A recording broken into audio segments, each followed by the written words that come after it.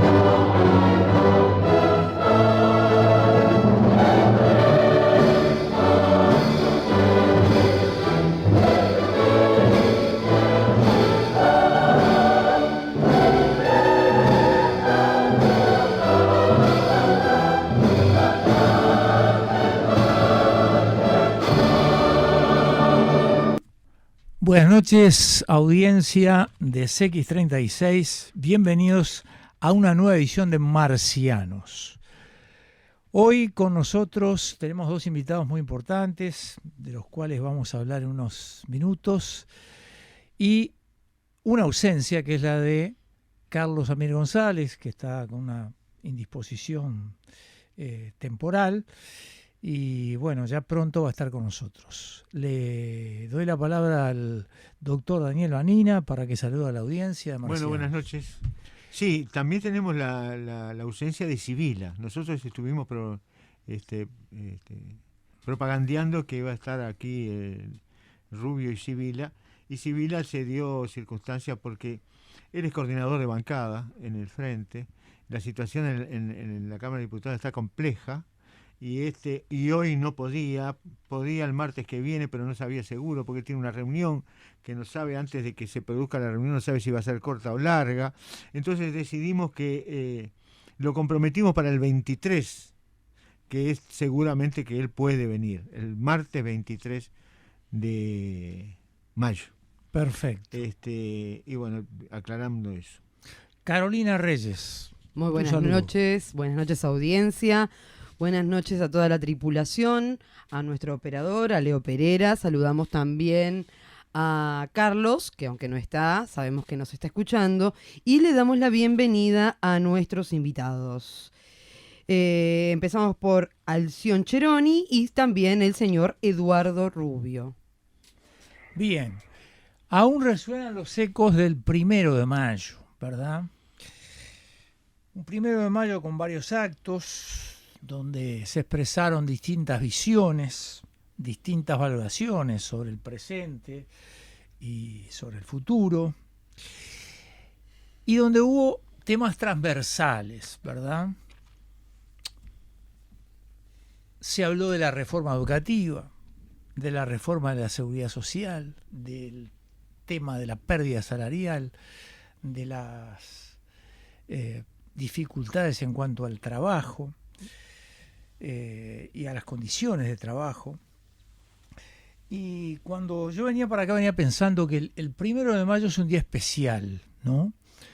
Porque aunque uno se vaya a comer un asado con los amigos y a tomarse unos vinos o salga de paseo, yo creo que en el fondo uno sabe que es un día donde pasó algo trágico, ¿no? De alguna manera es un poco como el Viernes Santo, ¿verdad? Uno puede estar de vacaciones, pero sabe que en el fondo hubo un martirologio, ¿verdad? Sabe que ese día, injustamente, y por luchar por los derechos de los cuales hoy muchos gozamos, varios trabajadores, no aquí en Uruguay, sino en Chicago en 1886, perdieron la vida a partir de un conflicto que se inició el 1 de mayo. Bueno, vamos a hablar sobre el 1 de mayo, vamos a hablar sobre esos temas transversales y vamos a recalar en un tema, digamos, cardinal en este momento, la reforma de la seguridad social. Y a partir de esa reforma de la seguridad social vamos también a hablar a temas que están asociados, la bancarización. Y si hablamos de la bancarización vamos a hablar de uno de los rasgos del capitalismo neoliberal globalizado. Ahora le voy a pedir a nuestra compañera Carolina Reyes que nos vaya presentando a los invitados, ¿verdad? Y que haga una reseña acerca de los mismos. Creo que tenemos al profesor Cheroni en línea, así que Carolina. Bueno, comenzando por el profesor Alción Cheroni, que fue responsable, entre otras, de asignaturas como Epistemología y Ciencia, Tecnología y Sociedad en la Universidad de la República. Ha ejercido como director del Departamento de Historia y Filosofía de la Ciencia, Instituto de Filosofía de la Facultad de Humanidades y Ciencias de la Comunicación. También fue jefe del Departamento de Inserción Social del Ingeniero, Facultad de Ingeniería, y es autor, entre muchas publicaciones, de la Revolución Cultural Burguesa de 1972, El pensamiento conservador en el Uruguay en 1986 y La ciencia enmascarada en 1994. Ese es uno de nuestros invitados. Y también contamos con la presencia del señor Eduardo Rubio, que es dirigente político del Movimiento 26 de Marzo y de la Unidad Popular, de la cual fue diputado por Montevideo entre los años 2014 y 2019. Su fuerza política, el Movimiento 26 de Marzo, es fuerza fundacional del Frente Amplio, pero en el año 2007 deciden retirarse del mismo. Posteriormente, a lo cual conforman la Asamblea Popular, y en el 2013 en la conformación y ampliación de la anterior en la denominada Unidad Popular, de la cual es integrante de su coordinador nacional. Muy bienvenido, señor. Muchas gracias. Eduardo Rubio. Un gusto. Bueno, vamos entonces a iniciar nuestra conversación con el profesor Alción Cheroni, al cual ya tenemos en línea, Leo. Sí. Buenas noches, Estamos por profesor acá. Cheroni, ¿cómo le va? Bien, ¿qué tal? Bien, bien. ¿Cómo están ustedes? Muy bien, muy bien. Bueno. Lo invitamos porque decíamos el 1 de mayo es un día cargado de significado, de simbolismo, y hay una historia detrás del 1 de mayo, ¿no?, que tiene que ver con la revolución industrial, donde el tiempo y el control de los trabajadores fueron aspectos centrales para que esa revolución industrial pudiera afianzarse y el capitalismo pudiera echar raíces sólidas, ¿verdad? Exacto. Sí. Yo leía, antes de venir para acá, que las primeras luchas por la reducción horaria se dieron a principios del siglo XIX, ¿verdad? Sí, sí. Bastante lejos del 1 de mayo de 1886. Le dejo la palabra, profesor Cheroni, para que usted tome en sus manos este tema. Bueno, nuevamente reitero mis saludos a quienes están allí. Fundamentalmente quiero mandar un abrazo muy fuerte a Rubio, y me lamento no poder estar presente.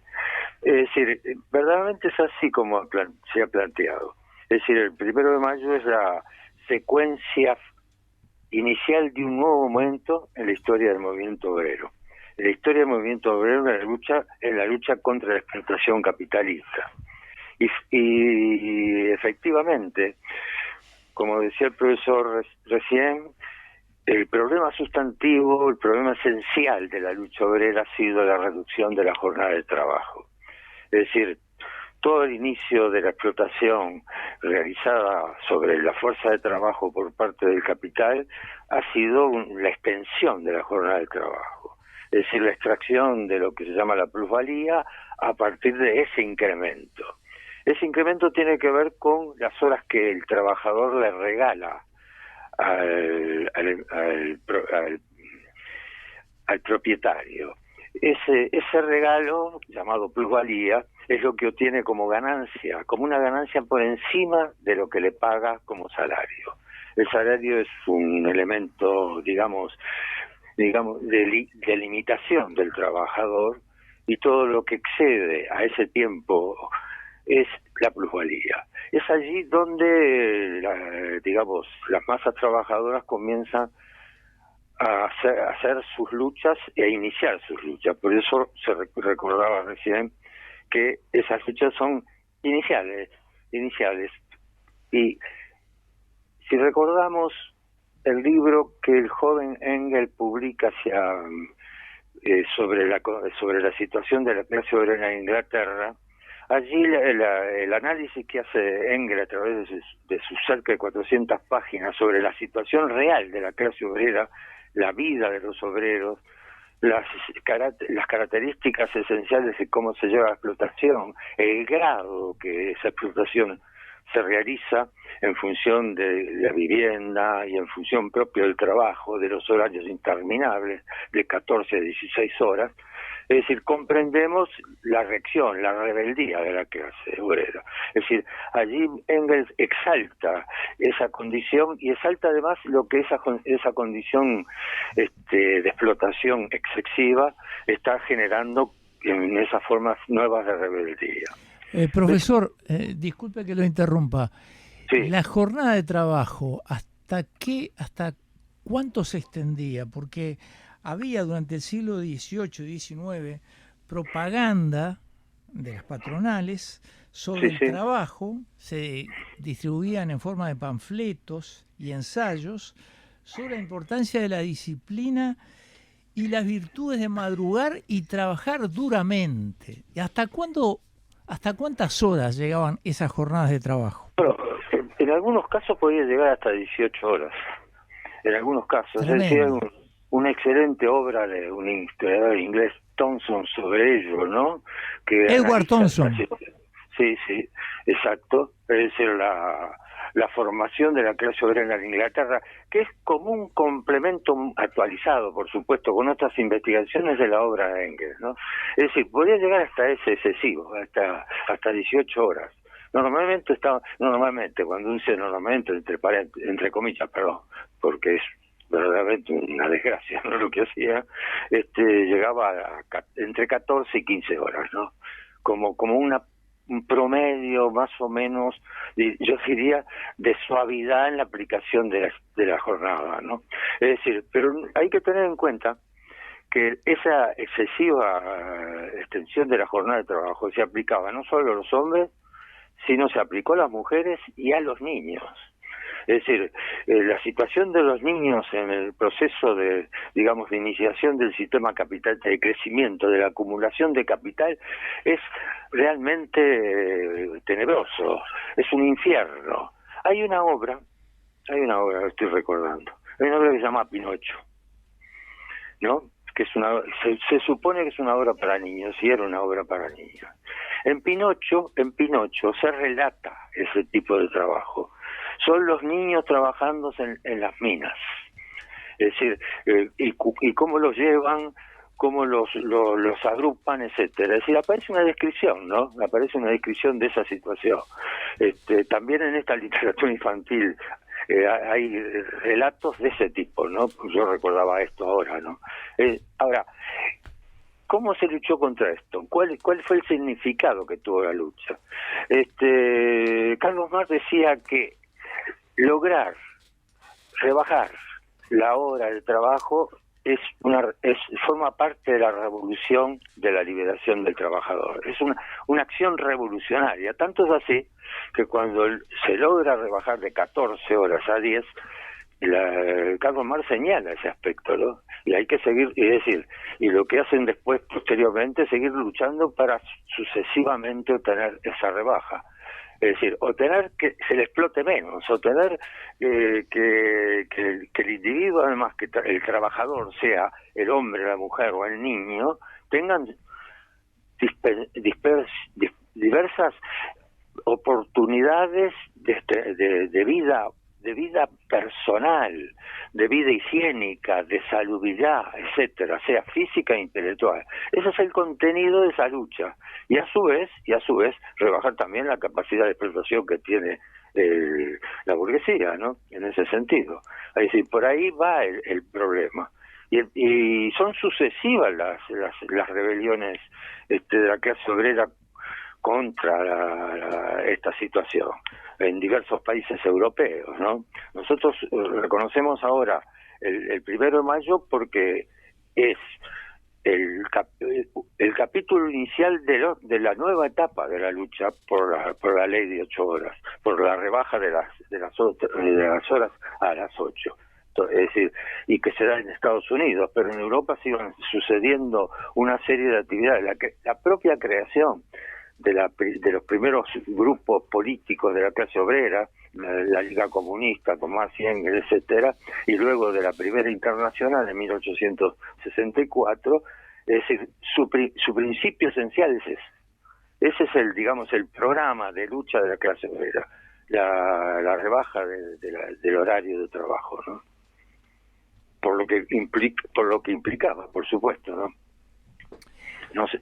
Asimismo, se instala, junto con esta exigencia con respecto a la duración del trabajo, se instalan sistemas de vigilancia y control nuevos, ¿no? Sí, sí. Uno de ellos, uno de esos sistemas de vigilancia o dispositivos de vigilancia y control, fue lo que se llamó la casa de inspección, que era una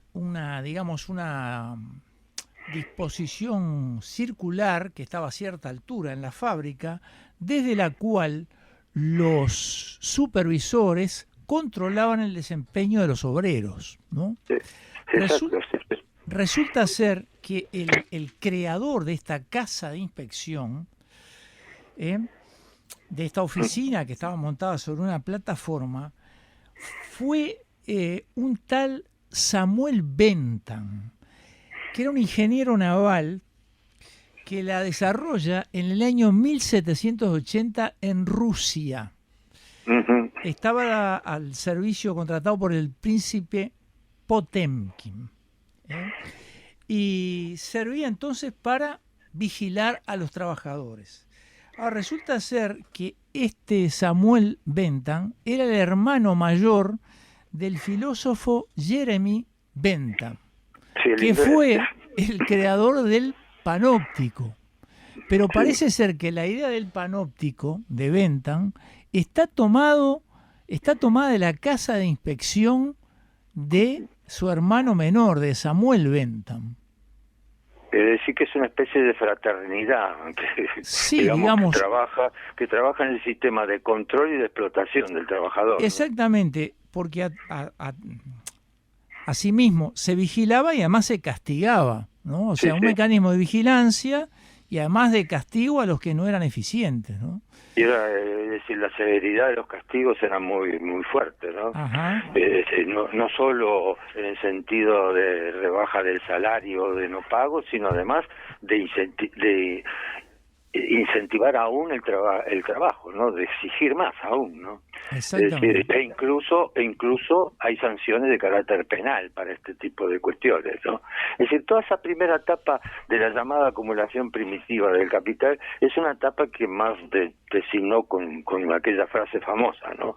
Hecha a sangre y fuego con el físico y de los trabajadores, ¿no? Es la sangre de los trabajadores lo que hay. Por eso Marx designaba al capitalismo como un vampiro que lo único que hace es chupar sangre viva, ¿no? Por eso incluso, desde el punto de vista además del propio proceso de formación de plusvalía, solo el trabajo vivo produce plusvalía. La sustitución del trabajador por la máquina no produce plusvalía, la máquina no produce plusvalía, no se le puede explotar a la máquina, se le explota al trabajador. Lo que producen con la máquina es una sustitución de la productividad del trabajador. Es decir, la máquina explota al trabajador, la máquina es un instrumento de explotación. Y sea cualquier tipo de máquina, desde aquellas telares, etcétera, hasta las actuales máquinas, estas llamadas PC, computadoras, etcétera. Son instrumentos de explotación, son instrumentos al servicio del capital. Es decir, el capital no hace inventos por generosidad o para lucirse, ¿no? El capital inventa es decir, el objetivo del capital es la explotación del trabajo. No hay manera de que subsista.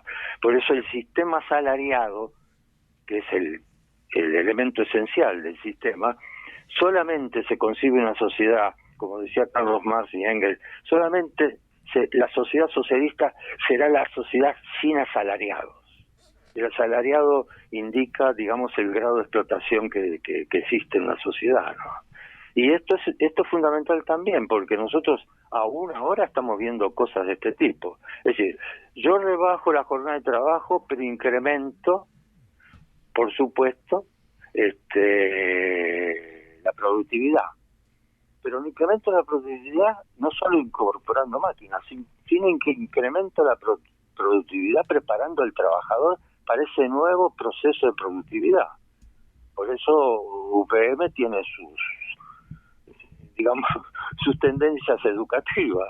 ¿Por qué? Porque lo que están formando es una fuerza de trabajo para que produzca más, para explotarla mejor, aún sea con reducción horaria. La reducción horaria se suple con la productividad. Y esta está, digamos, combinada con el salario, ¿no? Es decir, hoy estoy escuchando al señor presidente de la República donde respondía creo a una propuesta que ha hecho el PICNT de rebajar la jornada horaria, ¿no? De la carga horaria. Él decía que él está dispuesto a analizarlo en tanto se analice en combinación con la productividad y el salario. A lo cual alguien agregó, si yo bajo la jornada de trabajo, bajo el salario. Claro, esto digamos es el combate de la clase obrera, ¿no? Pero hay que tener en cuenta que aún hoy todavía subsisten todos estos problemas y subsisten incluso en esta cosa que sacaron ahora, que es la ley de jubilaciones, ¿no?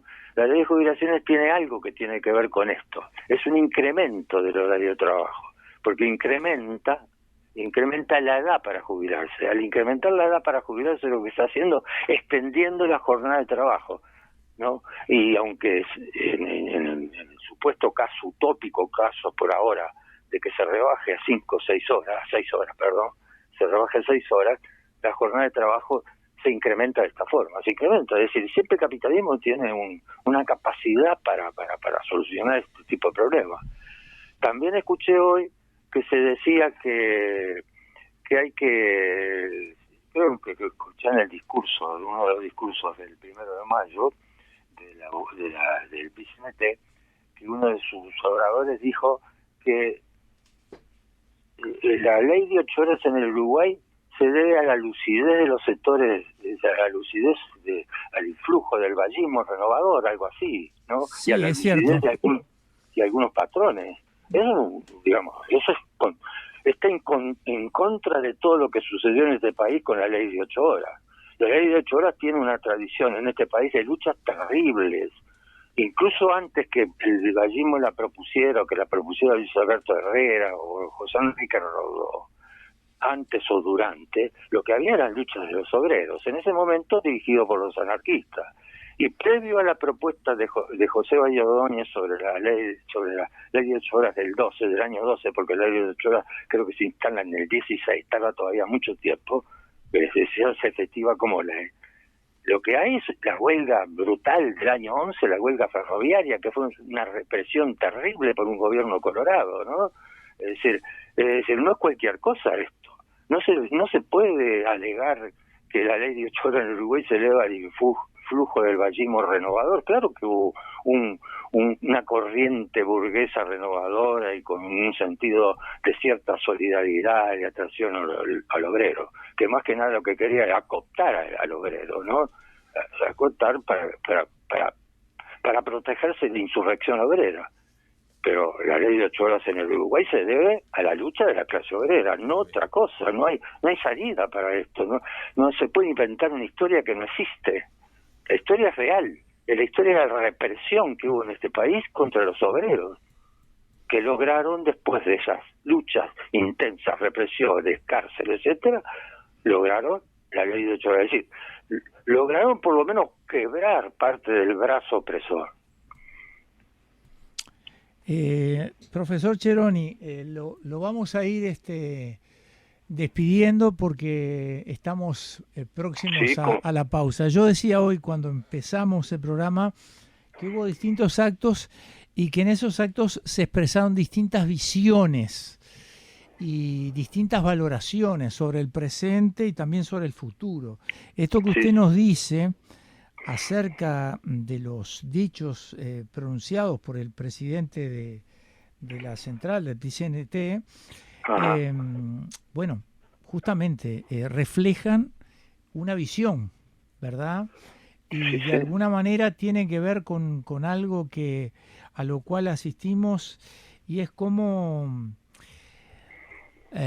una operación de blanqueo de la historia, ¿no? Dicen algunos autores, Baudrillard, entre otros, ¿no? Una operación de bruñido internacional donde a los hechos se les van limando sus significados, ¿no?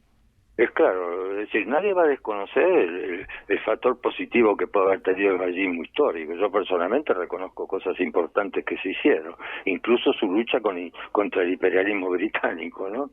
Pero lo demás no, es decir, es un sector burgués, es un sector que defiende a los propietarios, a la clase poseedora, no es un sector de solidaridad obrera revolucionaria, no tiene nada que ver.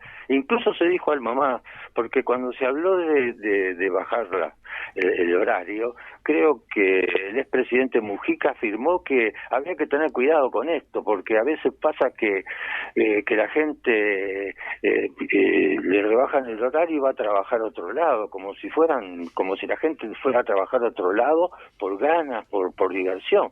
Si me rebajan los horarios acá y tengo que ir a trabajar a otro lado porque necesito más dinero, porque no me alcanza el salario que tengo con el primer trabajo, que eso es lo que pasa actualmente. La ley de 8 horas ahora está también falsificada porque hay mucha gente que trabaja 8 horas en un lado y trabaja 4 horas en otro, ¿no? Es decir, verdad. La situación de este sistema es una situación basada en la explotación y no hay manera de reformularlo o reformarlo, ¿no? Bien. Si no sigue existiendo, si no existiría. Profesor Cheroni, le agradecemos mucho su participación y su brillantez en la por favor, eso es muy generoso. En la alocución, y lo vamos despidiendo porque tenemos que ir a una pausa en estos minutos. Muchas gracias. Bueno, un saludo para todos, un abrazo muy grande y muchas gracias a ustedes. Bueno, entonces amigos, vamos a la tanda y volvemos con Eduardo Rubio.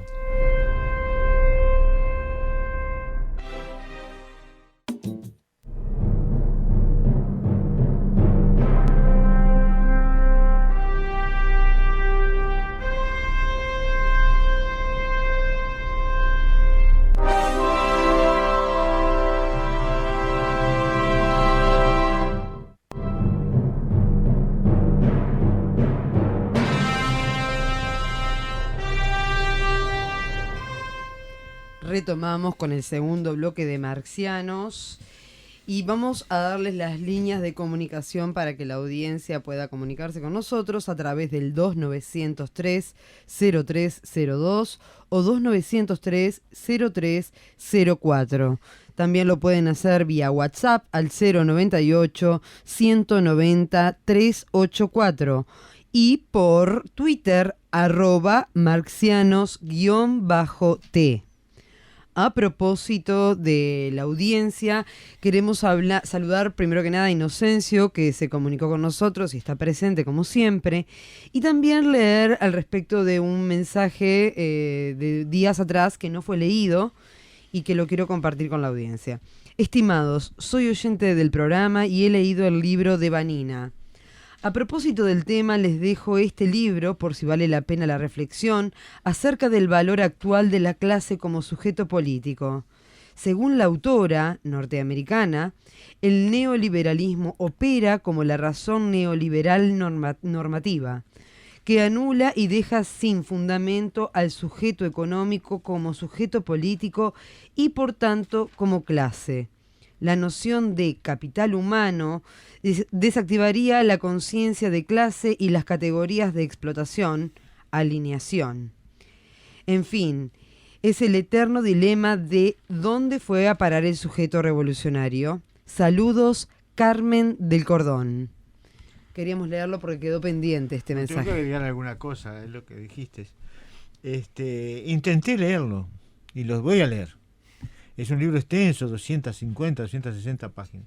Pero aparte, el problema que tengo es como no es una autora marxista, no usa categorías para mí lógicas, entonces me cuesta, por ejemplo, la razón neoliberal es parte de la incidencia del neoliberalismo en la superestructura.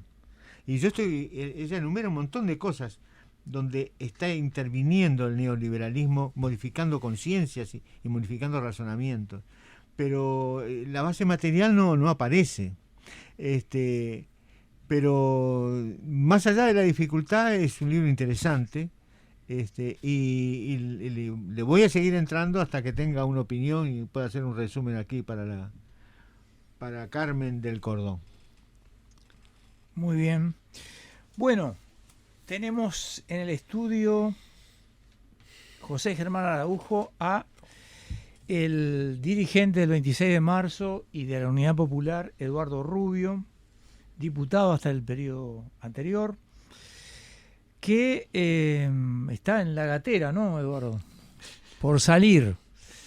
Yo decía cuando empezamos que algunos temas fueron transversales en los distintos actos y en las distintas oratorias. Uno de ellos fue el tema vinculado a la reforma de la seguridad social, que en líneas generales podemos caracterizar o, digamos, adjetivar como neoliberal, ¿verdad? Sí. ¿Qué aspectos te parece que son sustantivos en esta reforma que se está procesando a nivel de nuestro Parlamento? Bueno, primero voy a reiterar el saludo al profesor Cheroni. La verdad que cada vez que lo escuchamos aprendemos, y tiene el valor inmenso de sostener teóricamente y en profundidad conceptos que se pretenden borrar de lo que es la actividad tanto de formación como en la acción política cotidiana. La reforma de la seguridad social nosotros la categorizamos como el eje de la embestida neoliberal en esta etapa.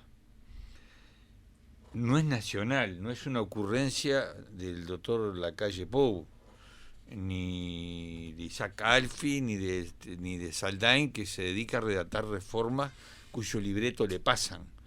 Este es un mandato del sistema financiero a nivel internacional en un paso más para apropiarse de una mayor porción de la riqueza generada por los trabajadores.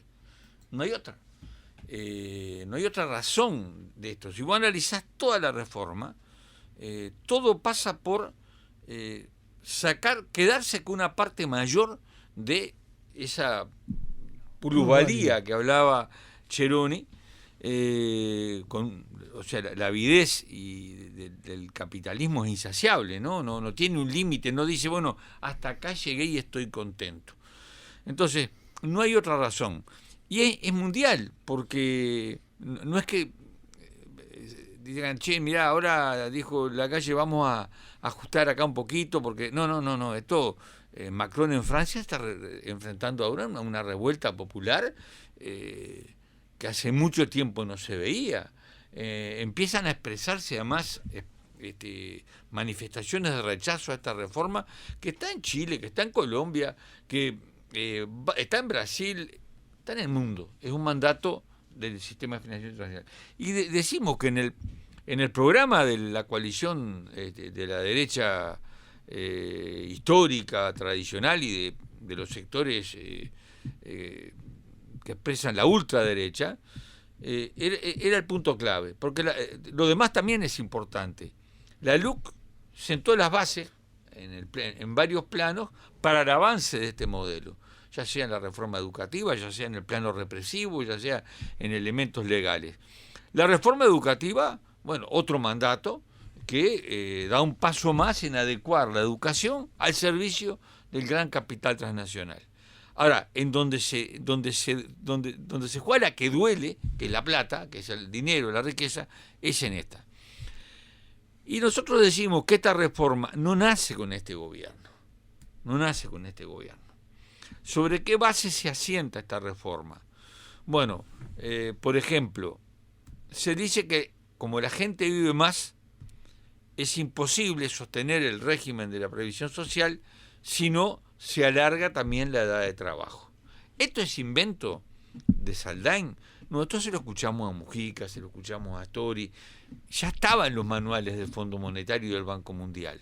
Entonces, lo decía muy bien Cheroni, bueno, te puedo cortar la jornada, pero te extiendo la edad de retiro. Acá no se va a cortar la jornada y se va a extender la edad de retiro.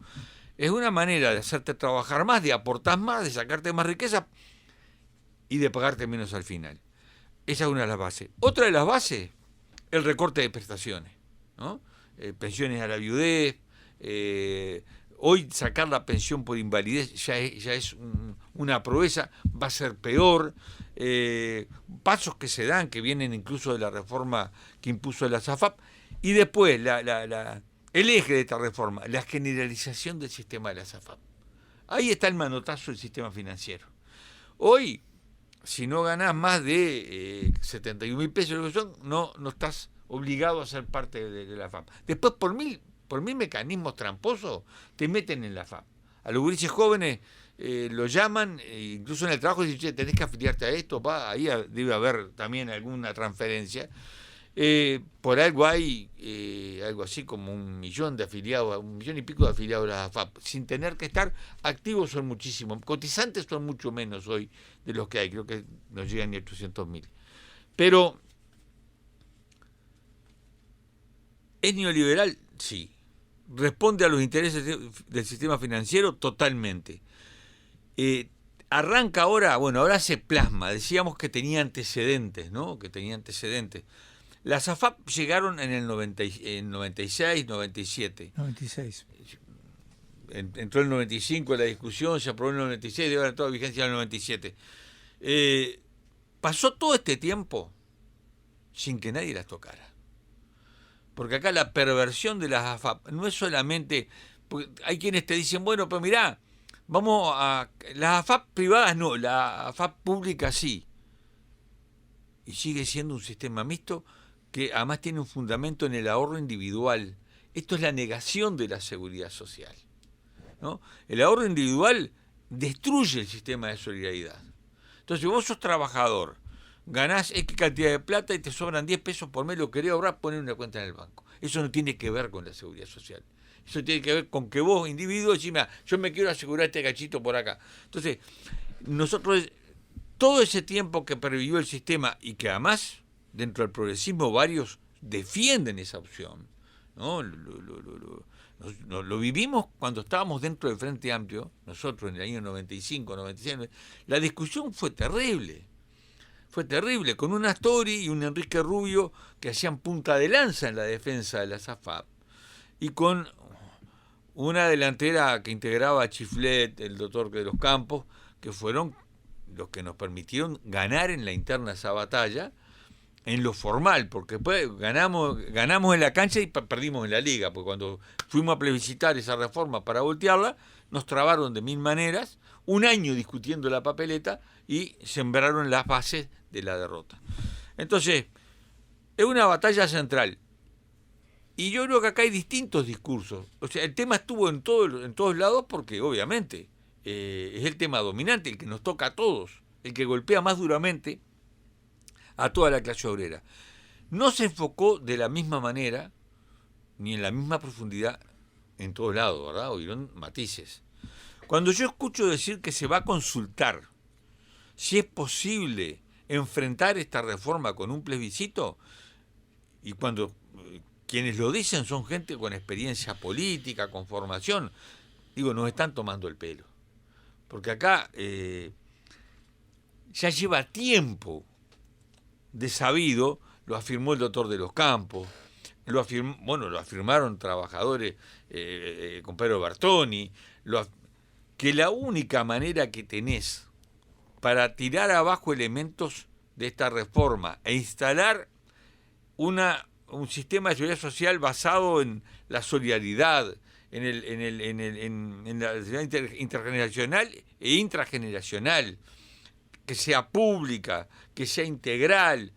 Bueno, la única manera es reformando la Constitución, porque los temas que son materia de seguridad social son privativos del Poder Ejecutivo o de la iniciativa popular mediante plebiscito. No hay que consultar nada. Lo que hay que decir es, ¿estamos dispuestos o no a dar esta batalla? ¿Queremos pegarle en el corazón, en el eje, al modelo neoliberal que impulsa a la derecha hoy y que, escuché a Yamandu Orsi decir que si gana y es presidente, no va a tirar abajo esta reforma. En todo caso, impulsará leyes para mejorarla. Y como dijo Chiflet en el 96, no se puede maquillar a Frankenstein. Richard Reel lo escuché diciendo lo mismo. En el mismo plenario. Que es... lo interpretaron... ¿Cómo es? Lo entrevistaron. Lo entrevistaron en el 1 de mayo y lo que dijo, si no me equivoco, es que no es la reforma que nosotros queríamos, pero es mejor que lo que tenemos. Eso es brutal. Es mejor que lo que tenemos. Porque además... ¿Quién afirmó eso? Richard Reed. Lo oí yo. Richard Reed. Richard Reed. Que defiende la necesidad de aumentar la productividad de los trabajadores para... Ahora, hay otro aspecto. La propaganda de esta reforma se basa en mentiras, que comparten muchos, ¿no? Te hablan del déficit del Banco de Previsión Social y que es insostenible esta situación. Este es un déficit mentiroso e inventado, ¿no? Cuando vos me decís que tiene un déficit de 600 millones de dólares ahora, y yo te pongo como contraparte que las AFAP se llevan 1.200 millones de dólares por año, el doble que el déficit, digo, caramba, me parece que tenemos la solución en la mano. Eso es lo que recaudan las AFAP por año. Por año, porque hoy las AFAP se llevan la mitad de tu aporte. La mitad va para el BPS y la mitad para la AFAP. ¿Cuál es la diferencia? Que cuando vos te enfermaste, quien te paga el seguro de enfermedad es el BPS, la AFAP no pone un peso. Que cuando quedaste desempleado, ¿quién te paga el seguro de desempleo? No son las AFAP. Entonces, las AFAP no dan ninguna prestación, ya sea asignación familiar, ya sea lo que tiene que ver con lentes, prótesis, el tratamiento de enfermedades raras que se hace en el Canzani. No, de eso no hay nada. Las AFAP toman tu dinero y lo que es más, a mí me indigna más, nos lo prestan porque el principal deudor, la principal inversión de las AFAP está en deuda pública uruguaya. O sea, vos me das tu plata, yo la tengo. Y vos decís, vos, flaco, precio 50 mangos, tomá y te cobro un interés del 10%. Macanudo. Soy Gardel, dame ese negocio. Cualquiera, es el sueño del pibe. Eso es lo que se está consolidando con esta reforma. Y eso es lo que tenemos que tirar abajo. El déficit mentiroso, te quiero decir, está lo de las AFAP. Después los gobiernos sucesivamente van exonerando aportes patronales. Está complicada la situación del taxi. Bueno, a los patrones del taxi les exoneramos el aporte patronal. Entonces, los tacheros aportan, pero el aporte del patrón para ellos no va. Ahora, cuando se jubila ese taxista, la jubilación le va a venir tal cual si el patrón hubiera aportado. El BPS no recibió ese dinero, lo tiene que pagar. ¿Y qué decimos nosotros? Bueno, puede haber políticas de exoneraciones que sean positivas, promoviendo determinada actividad industrial, ¿no? Decimos, mira, vamos a promover que se hagan de vuelta zapatos en Uruguay. Ahora, eso es una decisión política a cuenta de rentas generales, porque si no, claro que va a ser deficitario el BPS. Entonces, exoneraciones escandalosas que hay a las multinacionales, preguntémonos cuánto aporta UPM, ¿no? Y cuánto se lleva UPM. Lo del déficit es una mentira que se repite también por parte de algunos actores del progresismo, porque es la justificación de la reforma. Y el único sentido de esta reforma es favorecer al capital financiero y abrir camino a un despojo mayor de los trabajadores. Hay un aspecto que tú marcabas, que yo creo que está vinculado a otras reformas, que es el tema del individualismo, ¿no? De que en definitiva cada uno piensa en sí mismo, en tener un futuro asegurado mediante el ahorro individual. Yo creo que ese aspecto se vincula con la reforma educativa, por ejemplo, ¿verdad? Donde el eje de esta reforma educativa son las competencias. Es también neoliberal. Claro. Entonces, porque en definitiva el sistema capitalista es el sistema de las competencias, de competir, ¿no? Absolutamente. Entonces, se dice ligeramente, ¿no?, que la competencia es el saber hacer, pero en definitiva ese término está atravesado por una cuestión ideológica. Totalmente. ¿Verdad? ¿No? Porque cada uno trata de adquirir las habilidades en forma individual y privilegiando su propio desarrollo. Ahí está lo que decía el libro de Carmen, la razón neoliberal. Hay una forma de encarar las situaciones, todas las situaciones, que es parte del neoliberalismo. Vamos al mundo del trabajo. Ahora en el mundo del trabajo también se habla de las competencias, ¿verdad? Y ya no se dice las aptitudes del trabajador, se habla de las competencias. Si yo tengo tal competencia, si tengo tal otra, y la formación es el desarrollo de las competencias. Pero además, se ha intentado hacer a nivel de algunas instituciones públicas, doy fe porque digamos, dimos la pelea, un sistema perverso en el cual los trabajadores, en base a este asunto de las competencias, de quiénes son competentes y no competentes, hacían una evaluación 360 grados. O sea, el del taller A evaluaba a sus compañeros, pero además evaluaba al taller B y al C y al D. Entonces, se producía una suerte digamos, de cruzamiento donde en definitiva los propios trabajadores, no la patronal, los propios trabajadores se intentaba que fueran los que evaluaban a otros trabajadores de su área de trabajo, de las áreas de trabajo vinculadas a su trabajo. Y todo eso en definitiva, me parece a mí, que tiene que ver con el individualismo y con descentrar la conciencia del trabajador de lo que es esencial, que es la defensa de sus intereses, para pasar a ser una especie de juez, digamos, de árbitro y de guía de las imperfecciones y de las ineficiencias o incompetencias de otros trabajadores. O sea que todo esto tiene que ver con una nueva cultura, digamos, ¿no?, que está vinculada al neoliberalismo y que, como lo dice, ¿no?, el asunto de la libertad y del individuo, ¿no?, es decir, el individualismo y la libertad individual, ¿no?, como eje. Sí. Me parece que el tema de la reforma educativa,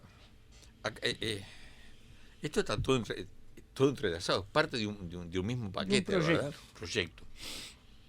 Entonces, yo estuve en el campamento con los jóvenes del 26 este verano y aprendí en pila, gurises metidos en el movimiento estudiantil y analizando esto de la reforma educativa. Y una cosa que nos decían tiene que ver con la propaganda, con cómo van vaciando la conciencia de la gente. Dice, es difícil hablar con los padres en contra de la reforma educativa, porque ¿qué le dice Robert Silva? Con esta reforma educativa, tu hijo cuando salga va a conseguir trabajo, va a tener competencias para trabajar, ¿no? Y si no consigue el laburo, va a ser un emprendedor y va a meter un puesto de torta frita en la playa Ramírez y Gardel, ¿no? Con eso después pasa a ser dueño Madonna, más o menos. Entonces,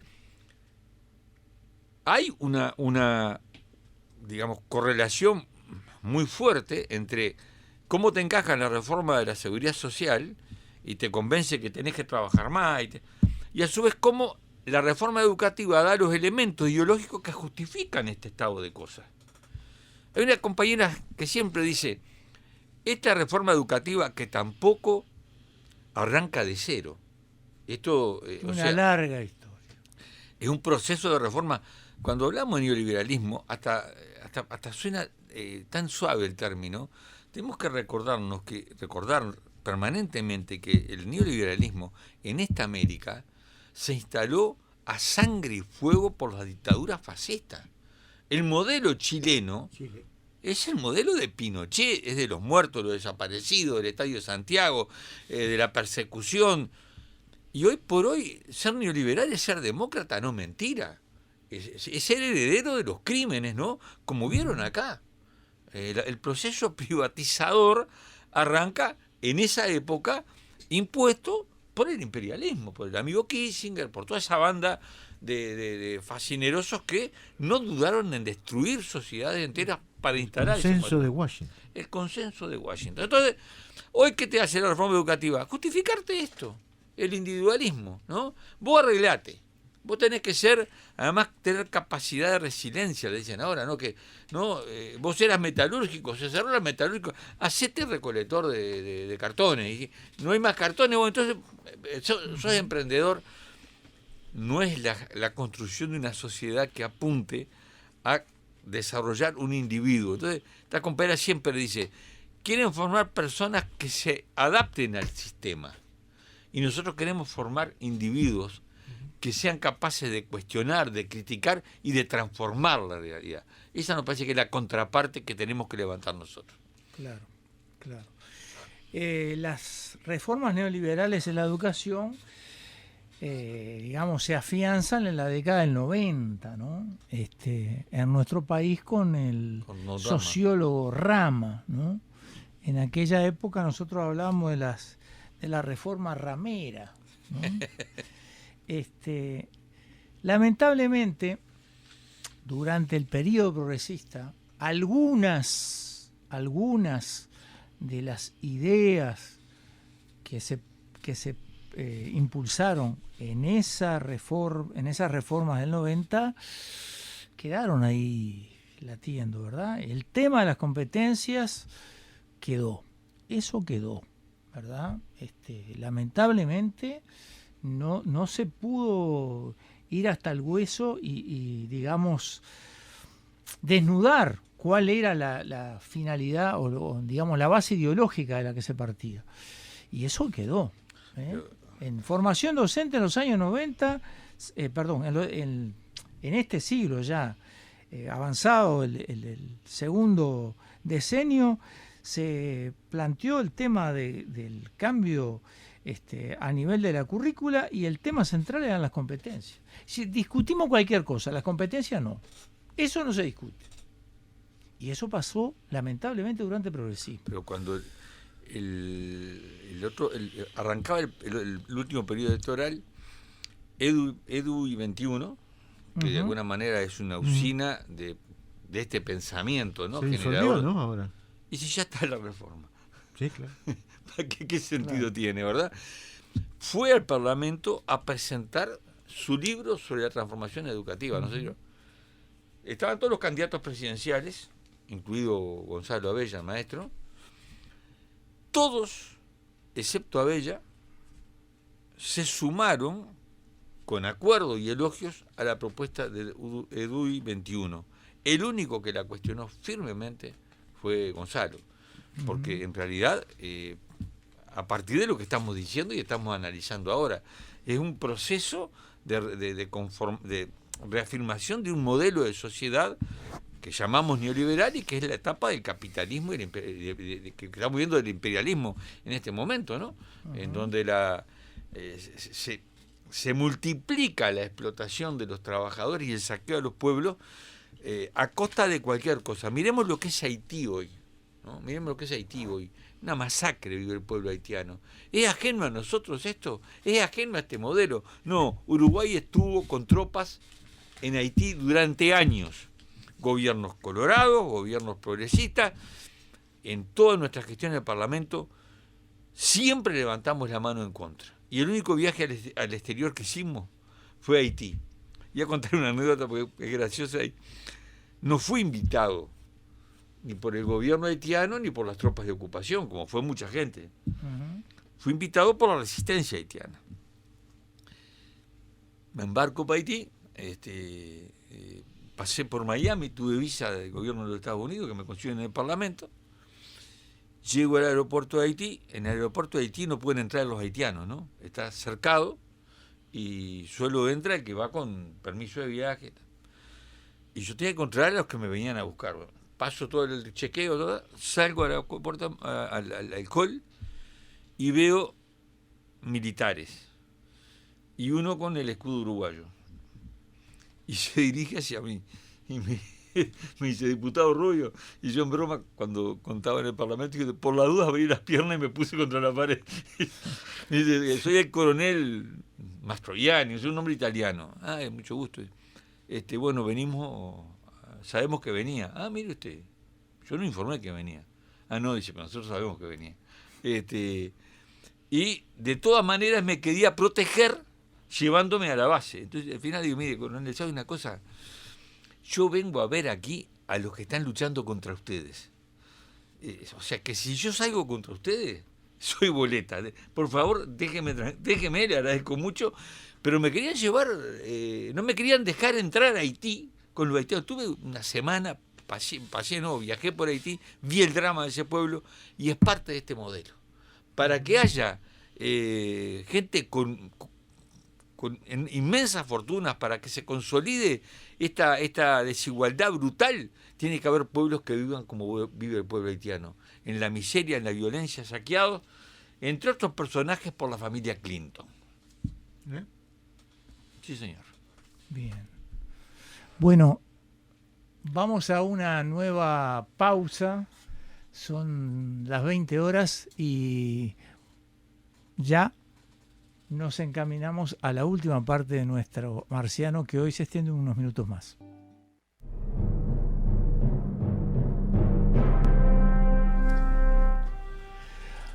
Última parte de Marcianos con nuestro invitado Eduardo Rubio. Hemos estado hablando sobre la reforma de la seguridad social, sobre otras reformas que están vinculadas a la seguridad social y sobre el trasfondo de estas reformas que tienen que ver con un cambio cultural impulsado por el capitalismo neoliberal globalizado. Yo te voy a hacer una pregunta dura, ¿no? El definirse ya por un plebiscito para derogar las AFAPs y de esa forma enfrentar a esta reforma. Es una jugada política fuerte de parte de la Unidad Popular del 26 de marzo. Bueno, en realidad, nosotros lo que hemos hecho es sumarnos a una propuesta que nace en ATCS, pero enero del 2020.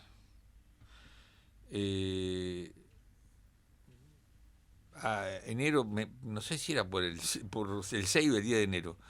A partir de contactos de Bertoni y Marita Rodríguez con la radio, sale una entrevista donde alertan sobre lo que viene trabajando, lo que va a ser la comisión de expertos, creada por la LUC y no impugnada en los 285 artículos. O sea, se votó, el Frente Amplio votó a favor de la comisión de expertos. Ponen la alerta de lo que estaba pasando, y ya empiezan a hablar del proyecto alternativo de ATCS, y ya hablan, y el que coloca con más fuerza esto, porque tenía una historia atrás, es el compañero Adolfo Bertoni. El plebiscito como el camino para salvar a la seguridad social. Es más, la perspectiva de un plebiscito para impulsar el proyecto alternativo y eliminar la SAFAP era independiente si se aprobaba o no la reforma, porque el proyecto alternativo apunta a modificar para bien lo que hoy tenemos, ¿verdad? Entonces, esto coincide con una batalla histórica que hemos dado nosotros como fuerza política en materia de seguridad social. Estuvimos en primera línea, no digo que hayamos hecho más ni menos que nadie, en el debate por las AFAP en el año 95, en la interna del Frente Amplio. Nos enfrentamos duramente a quienes defendían las AFAP, que lo defendían con el mismo argumento que se defienden hoy, ¿no? Que hay que generar un fondo de capital para que se vaya a la inversión productiva, y bueno, la inversión productiva de la AFAP son deuda pública, Tata, la Taona, esas son las inversiones que hoy sabemos que hacen la AFAP. Entonces, también tenemos que decir como antecedente, en cuanto ganó el gobierno de coalición y presentó su programa, hay documentos de la Unidad Popular y del 26 que definen los 3 ejes del proyecto de la derecha. Eran LUC, reforma educativa, y el centro del proyecto de la derecha era la reforma de la seguridad social. Lo dijimos cuando ganó la coalición como se llama, multicolor. Entonces, lo que hay acá es una consecuencia con una posición política que hemos tenido siempre. Y entonces, hoy, creo que cuando hablamos en la calle, en todas las manifestaciones y con todos, surge la necesidad de enfrentar a la derecha. Esto compartimos plenamente. ¿Cómo enfrentás a la derecha realmente? Pegándole donde le duele. Porque si a la derecha vos le decís, vos mirá, en vez de las 65 que sea los 64, o que no sea el barrer, entonces buscás excepciones que ya están previstas, no le pegás en el corazón. Si vos decís, bueno, no generalizamos la AFAP, pero mantenemos la AFAP, bueno, le hacía una zancadilla, pero no lo tiraste. ¿Queremos pegarle a la derecha? Bueno, vayamos por esto. Porque además, ¿qué pasa? Hay muchos temas que son justos, que son realmente importantes, pero que no son de tan fácil comprensión a nivel de las masas. Reforma educativa. Párate en una feria y hablar de la reforma educativa. Si agarrá un docente, enseguida cacha, un estudiante organizado también. Nosotros mismos tenemos que estudiar mucho para poder hablar de la reforma educativa. Ahora, digo, por la experiencia la hacemos. Parate en una feria hablando con che, vos estás de acuerdo con trabajar obligatoriamente hasta los 65 y que además te paguen menos? Ni el loco, ¿no? Cuando hablas de las pensiones a la viudez, que ahora te las restringen, ahora al final Cabildo en su populismo fascista arregló un poquito el tema, pero sigue siendo restrictiva. ¿Vos estás de acuerdo? Cuando le explicás lo que hacen las AFAP, la gente se indigna. Y sobre todo trabajadores jóvenes que son afiliados de manera engañosa y a prepo, dice, yo me quiero ir de las AFAP. Entonces, es un tema sensible y de fácil comprensión, porque tiene que ver con la vida cotidiana tuya, ¿no? Tenemos en ese plano las condiciones, no para ganar la elección la Unidad Popular o fulano, mengano, no, para derrotar digamos, el nervio central, el eje del proyecto de la derecha. Y derrotando el eje del proyecto de la derecha, vos conseguís que que el pueblo avance, que la izquierda avance, que el proyecto alternativo de la izquierda avance. No queremos discutir la otra posición está clara, la de Orsi, ¿no? Bueno, no, nosotros no la vamos a derogar, vamos a poner algunas leyes para mejorarla. O sea, en el fondo concuerdan. Ujú. Son parte de ese modelo, con matices. Entonces, tenemos la oportunidad histórica, incluso, yo todos los días en la calle me encuentro con gente de frente que me conoce, hablamos, y hay entre los frentes amplistas un espíritu de ganas de dar la pelea. El otro día, cuando se hizo el paro y el acto allí en el Palacio Legislativo, anduvimos hablando, nos paraban para hablar. Gente de partidos, militantes de sectores de frente, y después también, obviamente, militantes no frentistas, pero todo con la inquietud, che, ¿cómo vamos a hacer? ¿Cómo juntamos fuerza? Y bueno, el camino está planteado. En Hay un el... problema, A ver. que es así. Si nosotros no logramos convencer al Frente Amplio, la batalla está perdida. ¿Lo hacemos igual? Esperá, déjame terminar. Ya tenemos experiencia en eso. La reforma naranja. ¿Te acordás de la reforma naranja? Año 66. Claro. El Partido Comunista Uruguayo La sacó reforma una gris. reforma alternativa, la gris, La gris. sabiendo que íbamos a perder. No hubo acuerdo en la izquierda. Pero nosotros queríamos tener una herramienta para salir a discutir casa a casa con la gente.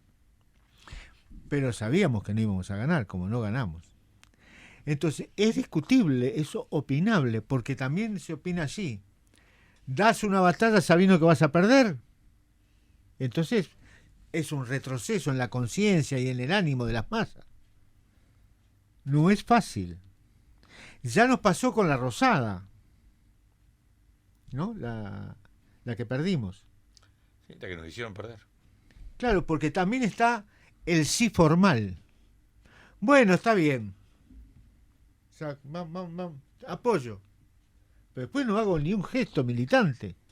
Entonces necesitamos que toda la clase obrera del coso, el Frente Amplio, toda la izquierda, como decía la murga, que la despedida que era de la murga, va a tener que unirse toda la izquierda. ¿Te acordás que decía? No sé. No recuerdo. Vamos a la plaza, ¿te acordás? Vamos a la plaza. ¿Qué murga? Era una murga, no me acuerdo ahora.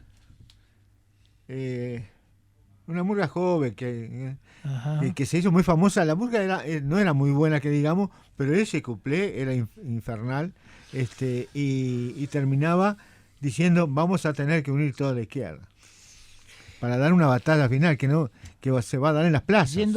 Bajando lo que tú decís, Me pelo por responder esto. abstracto, a ver, bajando lo que tú decís a una cuestión, digamos que es un planteo general, a algo concreto. Eduardo, ¿hay que esperar a lo que resuelva el Congreso del Pueblo o ya la definición ya está? Empiezo por tu último. Viste que yo te dije que te iba a preguntar fuerte. No, pero está muy bueno. Esperar a que resuelva el Congreso del Pueblo es perder. ¿Por qué? Nosotros, si arrancáramos ahora, en junio, a recoger firmas, necesitamos recoger 1.000 firmas por día para llegar a las 300.000 firmas que hay que entregar en abril para poder hacer el plebiscito. En el medio tenés... Pero está el camino largo. No. La única manera acá es el plebiscito. Hablar ayer dijo algo así que No, con pero 10.000 firmas. Pero no es verdad. Y vas... No es verdad. No, estoy preguntando porque no tengo idea. no es de esa verdad. parte formal es desconozco. Esto es reforma de la Constitución. Lo que tiene que ver con seguridad social y impositiva es materia privativa del Poder Ejecutivo Ujú. y solo puede ser revocado por un plebiscito con reforma constitucional en donde el poder está en el pueblo. Para convocar un plebiscito precisas presentar 300.000 firmas, que deben presentarse en abril para poder plebiscitarse junto con las elecciones nacionales en octubre. Claro. ¿Está? Pero 300.000. 300.000. El día, ¿cuánto es? El 25%. del padrón electoral. Ah, pero son 600.000. No, son 300.000. Ahora, 300.000. si arrancás a juntar firmas en diciembre, marchaste. Esa experiencia ya nos pasó en el 99. Formalmente se dijo sí, estamos en contra de la AFAC y vamos a un plebiscito. Apareció la papeleta. Un año discutiendo la papeleta. PIT-CNT de Frente Amplio. Pasó un año. La SAFAP al mango, haciendo propaganda, te vendían el paraíso, afiliaron a cientos de miles de personas con la mentira que no podía contrastar hoy con la verdad, como puede hoy contrastar con la verdad. Sí, claro. Ahora tienen historia. Cuando salimos a juntar la firma, era tarde. Y allí hubo una voluntad política de hacernos perder la reforma, de hacernos perder. Bien. Lo mismo pasó con el marco regulatorio, por la que hoy UTE privatiza la generación de energía eólica. Marco regulatorio, lo perdimos porque, perdóname, pero quiero decir, es tarde. Bien. Es tarde. Correcto. O sea, es el camino de la derrota, porque además hay un planteo respetable de otros sectores políticos y sociales que proponen una especie de mega plebiscito, en donde colocar las empresas públicas, la economía solidaria, el medio ambiente, todo en una papeleta, y en donde el tema que a la gente le decís, vos querés cobrar menos y jubilarte más tarde, y te dice, no quiero para firmar, se pierde en la montonera. Bien. Tengo a Carlos Amir González, Carlos, ¿cómo estás? Que seguramente quiere también interactuar contigo. Quiere meter el dedo en el ventilador. Adelante, Carlos. Con toda seguridad, Daniel le está diciendo ahí que quiere meter el dedo en la llaga. Sí, en el ventilador, exactamente. No, solamente para aportar alguna cosita, compañeros. Sí, el tema de la... cuando Rubio cita ahí de lo ferviente que estaba Mujica y Astori con el tema de la reforma de la SAFAT, que trajeron a la SAFAT, él decía que por suerte hubo ahí dos compañeros de los Campos, era uno, y el otro que citaba Rubio, Guillermo Chiflet. ¿No? Y Guillermo Chiflet. Y más compañeros. Yo le agrego además de que un trabajo imponderable, creo que estaba Corseniak como senador también, y Corseniak como senador dijo en todo momento que esa reforma de la seguridad social era absolutamente inconstitucional, y como tal la llevaron adelante igual, que era absolutamente inconstitucional. O sea, había hombres de tal valía en esos momentos dentro del Frente Amplio que evidentemente se podían oponer con sus argumentos, muy válidos y muy lícitos, por cierto, a los argumentos de quienes ya mostraban cierta disposición para entrar dentro de las políticas neoliberales que después, lamentablemente, la cabeza conductora o el gobierno conductor, porque hubo muchas veces una cuestión de que las políticas que llevaba adelante el Frente Amplio no eran sustentadas por vía de lo que era el partido político como tal.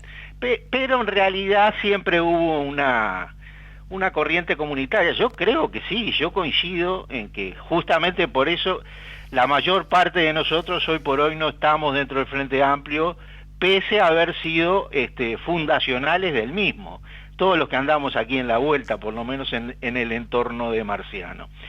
Pero por otro lado, yo quería decir un poco que está claro lo que plantean tanto Luis como Vanina, que aquí cuando se logró revertir un poco la situación con respecto a que a la LUT la iban a acompañar en varios puntos el Frente Amplio, y que el Frente Amplio como tal, una vez que negoció con el PIT-CNT y el PIT-CNT le dijo a la Intersocial que no iba a aquello de ir contra todos los puntos de la LUT, y que iba por determinado, y se dejó afuera, como decía Rubio, los puntos nada más ni nada menos que dentro de otros de la seguridad social.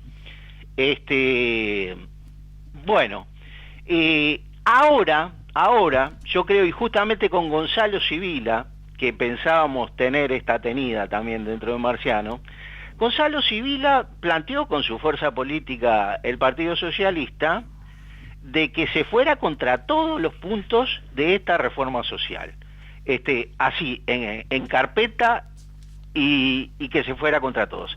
Y se puso a votación en las coordinadoras y en los comités de base.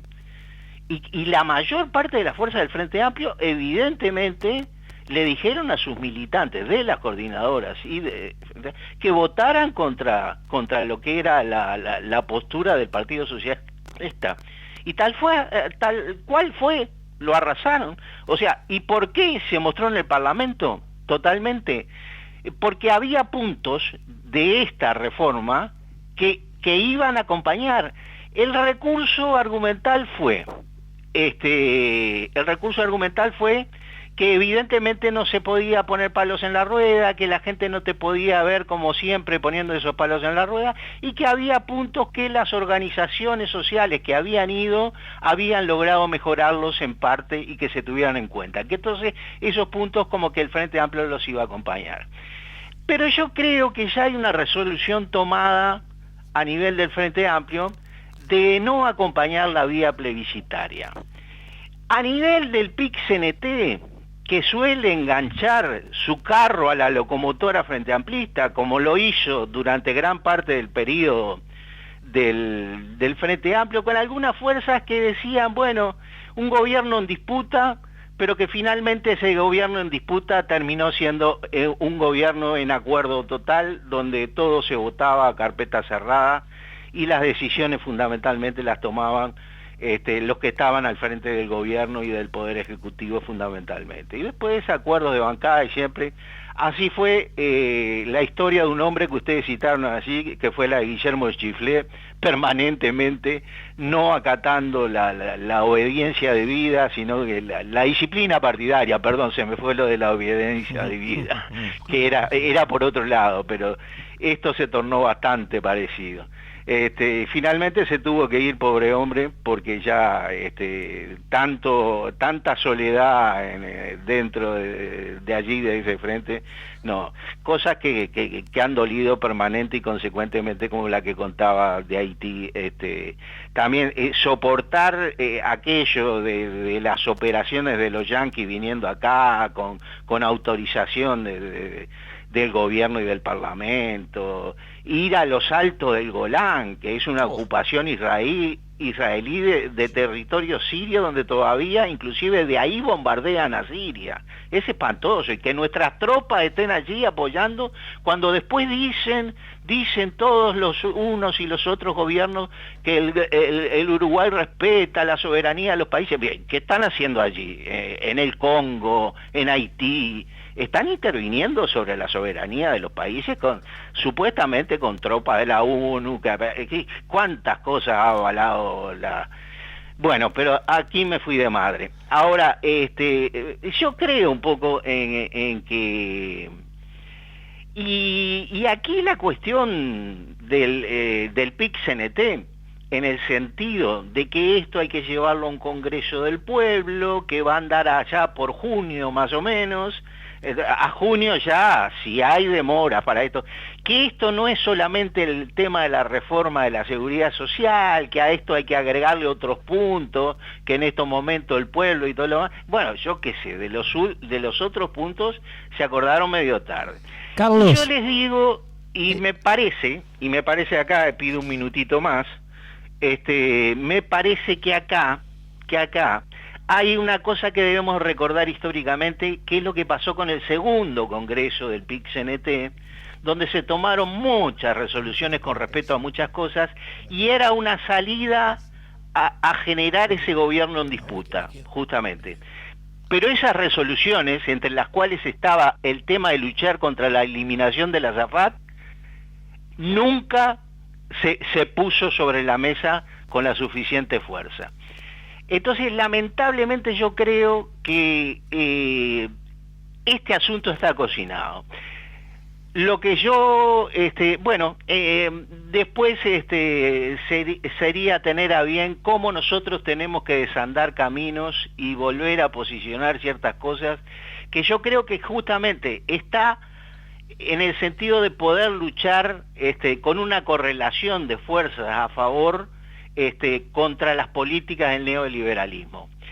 Hoy por hoy, evidentemente, más allá del esfuerzo y pujanza que tienen muchos compañeros, no tenemos construida esa base político, ideológica y organizativa que nos permita ir con determinada fuerza contra esta fuerza. Por eso entiendo el planteo que hacen algunos compañeros. Gracias, muy amables, hasta pronto. Bueno, saludos, gracias, Carlos, por tu participación. Bueno, para seguir metiendo el dedo en la llaga. Ay.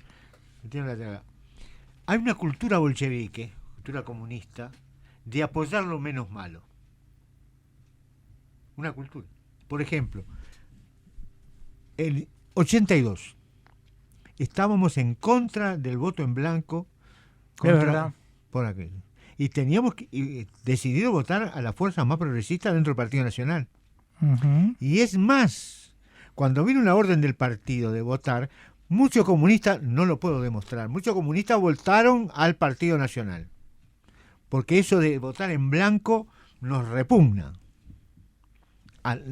Culturalmente, porque es como un voto tirado al medio de la calle. Esa es la cultura que tenemos. Por lo tanto, no es tan sencillo. Hay que ganarse la importancia de votar en bloque esto negativamente, pero argumentando y diciendo por qué y cómo y cuándo. Que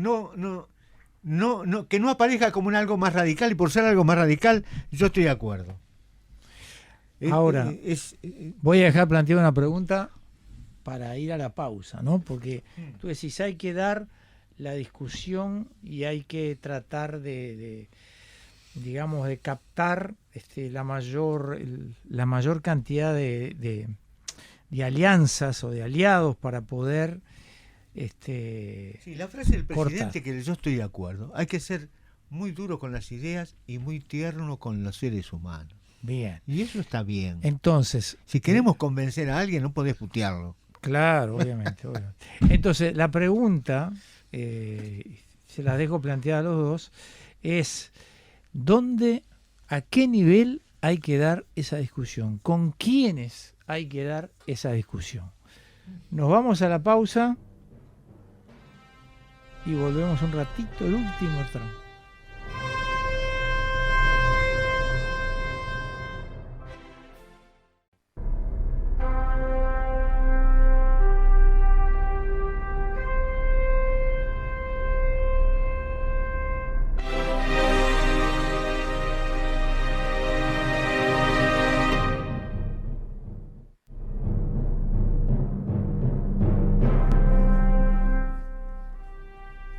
Cuarta parte de Marcianos en esta edición especial, donde nos acompaña Eduardo Rubio, aquí desde los estudios de CX36.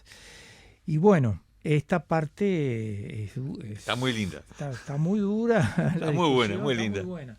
Entonces, dos preguntas que confluyen, ¿no? ¿Dónde hay que dar esa batalla para derrotar este proyecto neoliberal de reforma de seguridad social? Y punto sobre el cual Daniel Vanina dio posición, y me gustaría conocer tu posición. ¿Hay posibilidades de ganar esta batalla aún sin el apoyo del Frente Amplio y del movimiento sindical que está representado por el PIT-CNT? Te escuchamos, Eduardo. Bueno, la intervención de Vanina me motiva para un programa más, porque la cultura bolchevique de lo menos malo, después lo aclaramos, se refería sobre todo a la cultura del PSU. No se puede ser tajante en que en cada etapa vos decís, bueno, no, mirá, me juego por todo, pero yendo a Lenin y las definiciones... No, los bolches que nos llamaban a nosotros, nada más que eso. Una posición muy pegada a lo que fue con grandes aciertos también la política de arismendiana en el PSU. Sí, claro. Nosotros el voto en blanco en aquella época, en el 82, era la manera de dar presencia a la izquierda en las elecciones. Pero ¿se puede ganar esta pelea sin el apoyo de las cúpulas? Bueno, hay ejemplos históricos que dicen que sí, y no tan lejano. La mini reforma 1994 colocaba temas vinculadas a la seguridad social, perjudicando directamente a los jubilados. La apoyaba Jorge Valle, la apoyaba, creo que era Volonté, el candidato a la presidencia por los blancos, la apoyó Tabaré Vázquez, que era el candidato a la presidencia por el Frente Amplio. Todos los presidenciables apoyaron esa mini reforma. Y algún sindicato, ADION, fue la sede de la Comisión de Resistencia, algunas agrupaciones sindicales, sectores políticos minoritarios dentro del Frente, estábamos en el Frente Amplio, pero bueno, estaba Sartú, estaba la Corriente Izquierda, había otros sectores del MPP, y comisiones barriales. Encaramos aquella campaña, sin televisión, sin nada, a pura calle. Fue una derrota histórica que sufrió la mini reforma. Y voy a decir, recuerdo que estábamos en la sede de ADION, todavía sin salir del asombro, y hubo un senador del Frente Amplio que vivía acá en el Barrio Sur, que era Gargano, que pasó a saludar y a reconocer, digamos, la proeza. O sea, se puede ganar cuando la causa es justa y es comprendida por las masas.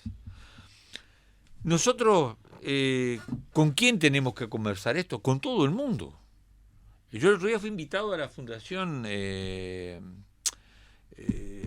Vivian Trías, había 3 diputados del Frente y estaba yo. Y bueno, con algunos teníamos diferencias abismales, ¿verdad? Claramente la posición del representante de la corriente serenista está muy lejos de confrontar con la reforma. La compañera Verónica Amato tuvo una posición más general. Con Sibila teníamos coincidencias en cuanto a la valoración de la reforma, no tanta coincidencia a la hora de definir qué táctica enfrentar, ¿verdad?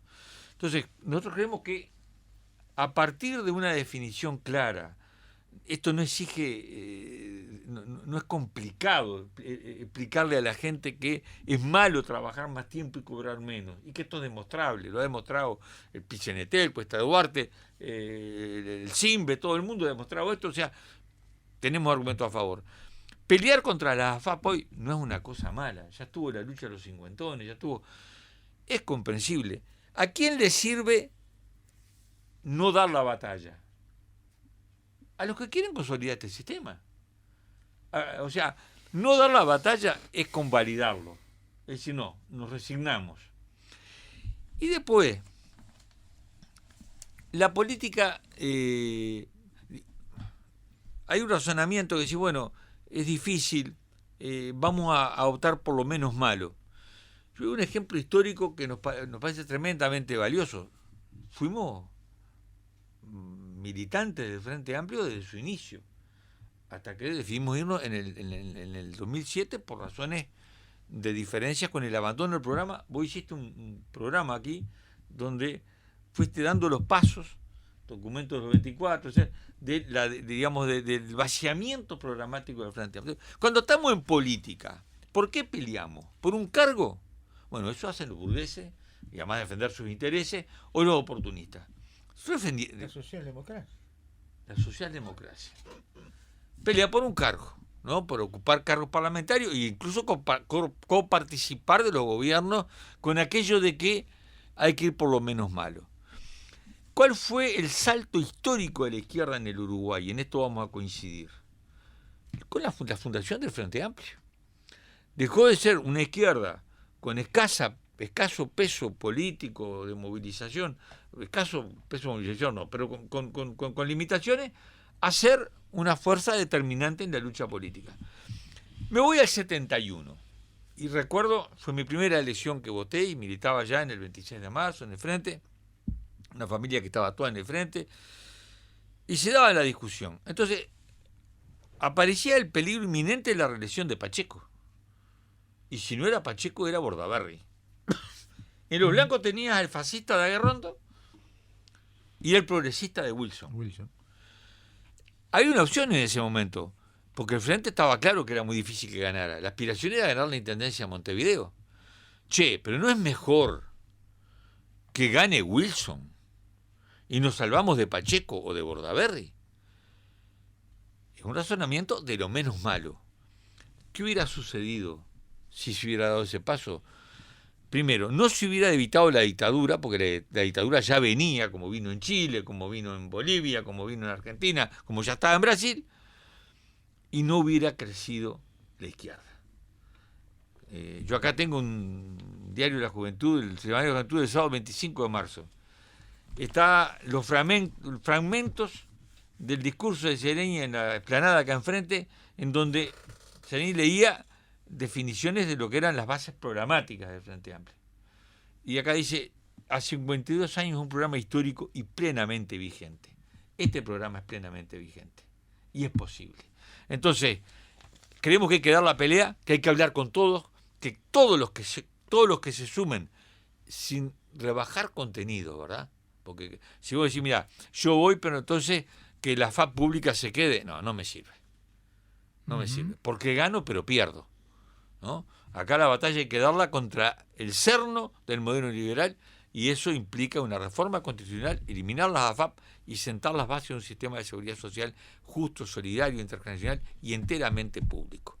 El ahorro individual no forma parte de un sistema de seguridad social concebido como herramienta de distribución de la riqueza. Entonces, ¿quién gana en esto políticamente? Yo creo que gana el pueblo. Nadie va a ganar. Por subirse a estas peleas, difícilmente saques un rédito personal electoral o individual. Acá nosotros lo que sí sentimos es que si el pueblo derrota a una expresión central del modelo neoliberal, el pueblo avanza. Y avanza. Yo estaría de acuerdo si aunque el pueblo no derrote, gana en conciencia. Que gana en conciencia, no tengo duda. Bueno, aunque el pueblo no derrote nada, porque las bases del frente son casi iguales o peores que la dirigencia. Hay de todo. Yo no generalizo. Vas a los comités de base. Nosotros que en Izquierda en Marcha íbamos a los comités de base. Y venían los jóvenes de Izquierda en Marcha, entraban allí, pegaban cosas. Y dicen, no, pero a votar no, yo voto a Story. No hay discusión. No hay discusión. La vejentud frente amplista es mayoritaria. Pues yo te voy a contar. Y es tradicional. En esta etapa, merece darse la batalla. Desde el movimiento. Sabiendo que tenemos la base y la base del PCNT también. La base no, che. A ver, hay sindicatos que ya están en la pelea esta. Ya están integrados como sindicatos. Hay agrupaciones sindicales. Se han hecho asambleas en centros de trabajo con todos los laburantes, con compañeros del monte. Ahí va el movimiento. Ahí no van partidos políticos, hay movimientos de defensa de la social. Se han ido a coordinadoras del Frente Amplio. ¿Y qué dicen los compañeros? Lo que nos cuentan. No, mirá, nosotros en esta vamos a juntar firmas con ustedes. Después bajará el verticalazo, ¿no? Bueno, cuando la causa es justa y hay calor de pueblo, yo creo que esto tiene ya mucho calor de pueblo. Sigue dando criollos el tiempo. Sigue dando. Y para la próxima tengo una pregunta. ¿De a quién más? ¿Cómo hacemos la revolución? ¿Te la imaginás? Sí. ¿Sí? Y vos sabés que una sola cosa. Esa es la andanada de la ideología dominante y el retroceso de lo que fue la izquierda, que vos lo describiste también, abre camino a que ¿qué nos imponen? Nos imponen el descreimiento en la posibilidad de cambiar. Ahí está la gran victoria del enemigo. Entonces, no va a haber más clase obrera. Si no hay más clase obrera, no hay más capitalismo. O sea, si los robots te fabrican todo, ¿quién va a comprar algo si no hay salario? ¿Quién fabrica los robots? Los hombres. Entonces siempre va a haber clase obrera, siempre va a haber explotación, lo decía Cheroni, y por tanto siempre va a haber un camino para la revolución. Lo que hay que recomponer, reconstruir, recuperar las bases ideológicas de la izquierda y cerrar las ventanas a este viento neoliberal que nos ha soplado muchísimas ideas que deben ser rectoras en un pensamiento de izquierda. Eduardo Rubio, muchísimas gracias por esta participación. Nos quedamos con ganas de seguir discutiendo y capaz... Cuando Sibila venga el 23 ya estás invitado. Con Vanina venimos discutiendo de viejo. Desde la barraca. De la barraca 4, de la barraca 3. 3 era, ¿no? La barraca, la liberados, éramos los liberados. Los 3A. Barraca 3A. Bueno, muchas gracias, Eduardo. Audiencia de Marcianos, hasta el próximo martes a las 19 horas. Hasta el martes.